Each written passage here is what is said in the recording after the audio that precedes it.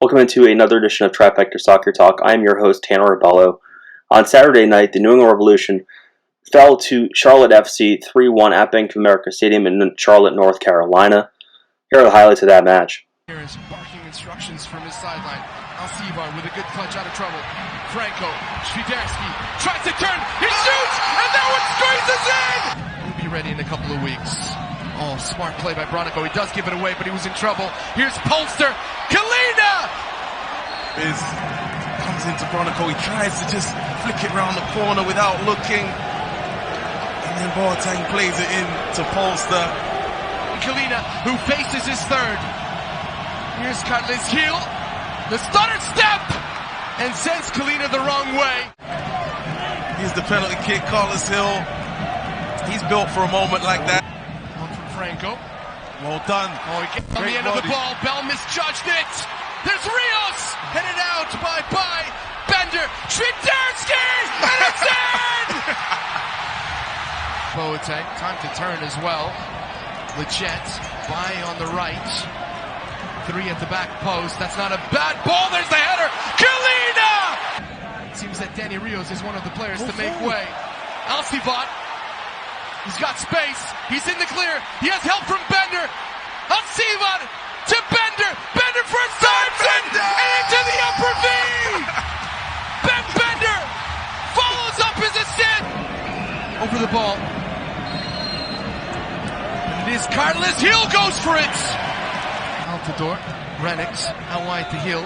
McNamara trying to get into the box. Hill for Renix! Lacunda's. With the loss, the Revolution fall to 1-2-1 on the 2022 Major League Soccer season through 4 weeks. The Revolution will be off with the international break. New England will return to action on April 2nd. And they really needed this break. For the Revolution, this was a very tough week for them. They had a 2-0 lead at home against Real Salt Lake, and they lost that game 3-2. They went down to Mexico to play Pumas in Mexico City. They had a 3-0 aggregate lead. They lost that matchup with Pumas and were eliminated from CONCACAF Champions League. And then fast forward, you're talking about a team that played at Charlotte with 30,000 fans in attendance and lost 3-1. So it's a very tough stretch for the Revolution. They need the break. They need to get healthy. So we're going to hear from Revolution Sporting Director head coach Bruce Arena on the road ahead. We're going to have a few days off and just get our team better, get a little healthier. We'll get some players back. And obviously improve in both ends of the field. In all honesty, we can score more goals. We have a couple of chances we can do a little bit better on tonight. For example, defensively, we any mistakes. You know, we'll strengthen the back line with the return of Kessler and Farrell, so that will help us as well. And then I think Turner will be back in the near future as well.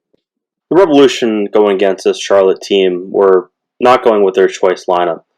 You had Matt Turner, Andrew Farrell, Henry Kessler, Gustavo Bo, and Adam Buxa not in the lineup. These are all regular starters and at their position, some of the best players in Major League Soccer. So they're looking forward to getting these players back, potentially after the international break. So we're going to hear from Revolution midfielder Emmer Boateng on the absence of Farrell, Kessler, and Turner and how that impacts the team. They're great players for sure. Big part of what we achieved last year. So we're missing them on the field for sure. But we have, great guys that can step in. I thought we were better in moments in the game, but there's a few times where, the first half, I don't think they had any chances besides the goal that they scored. And then, just giving up those 2 goals in the second half, it's tough. But I know everybody that steps up here. Last year we went through that with guys stepping up and taking advantage of the opportunities I was given, and I expect a lot of guys to have a bounce back as well. We're missing Farrell and Kessler and Turner, but I think the group that we have here is capable of doing. We just have to step up and be ready when those guys come back. This wouldn't be a Revolution game with Bruce Arena without some VAR controversy, or lack of VAR, so to speak. Matt Polster was brought down in the box by the goalkeeper. Revolution were awarded a penalty kick. Could have been a red card. Likely anywhere else on the field, it probably is a red card. Carles Hill ended up burying the penalty kick and tying the game out 1-1 at the time. So we're going to hear from Revolution Sports Direct head coach Bruce Arena on his thoughts on how that situation played out, and he does note Charlotte played a very good game, and the Revolution made some chances. So he's not blaming the result on this, but he did have some thoughts in regards to why they didn't go to VAR to review the play. I think the fourth official was trying to tell me that he wasn't going straight to goal. And obviously he's going around the goalkeeper. It's a red card. I made a statement this week about the VAR in our league isn't efficient, and I shouldn't have said it's the worst in the world. Factually, that would not be correct, but it needs to be better. What is the point of having VAR if you can't review that play and say it should be a red card? I mean, is it because they're saying it would be double jeopardy? You get the penalty kick as well as the sending off?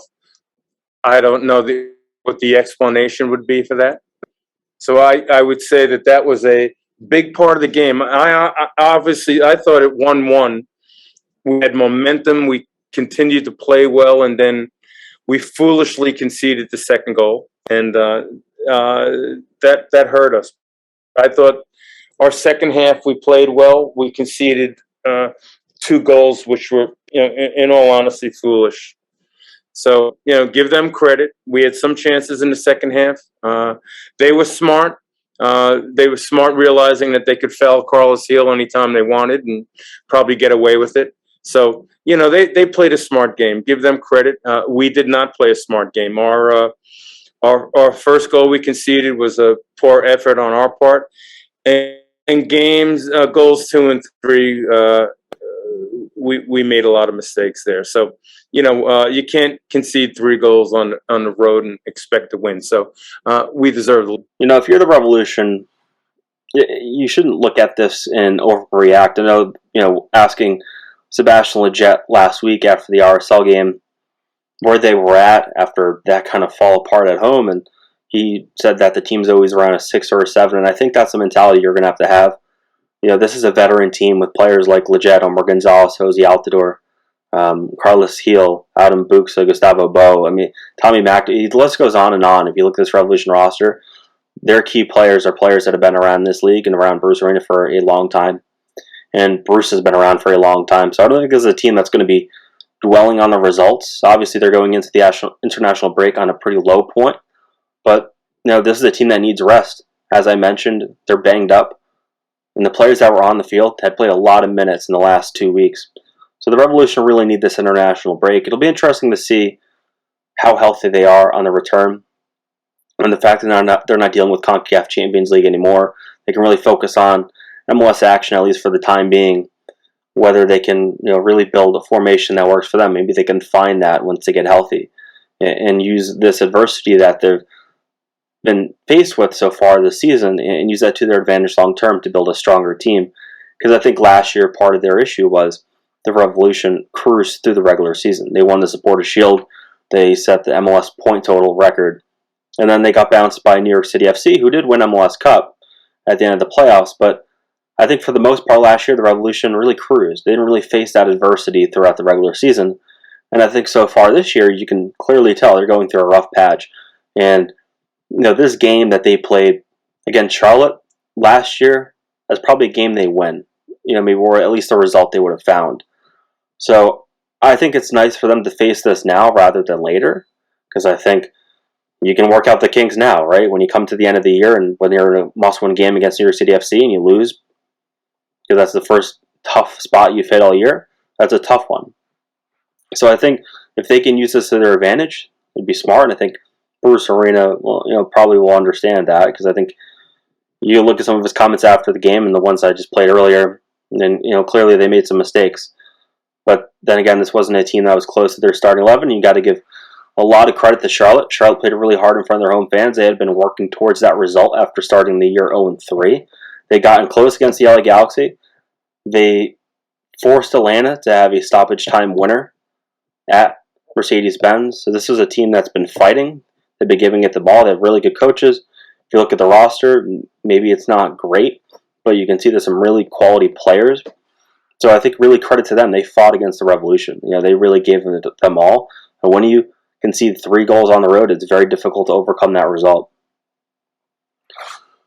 So that's here. That's it here for Trifecta Soccer Talk. I'm your host, Tanner Bell. We'll be back previewing the New York Red Bulls game on April 2nd, so it's going to be a couple weeks. We may do some U.S. national team talk. We may do some Revs 2 talk. Revs 2 kicks off on March 27th in MLS Next Pro. U.S. national team has 3 World Cup qualifying matches coming up. We may do some previews for those matches and recaps as well. There is no New England Revolution representation on that roster.